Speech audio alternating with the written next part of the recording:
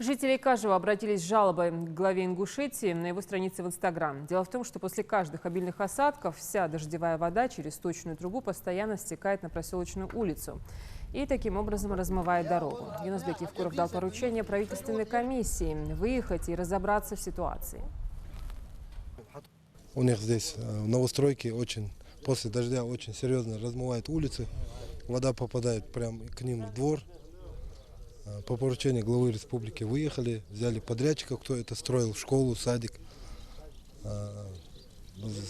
Замглавы администрации района здесь, Назрановского.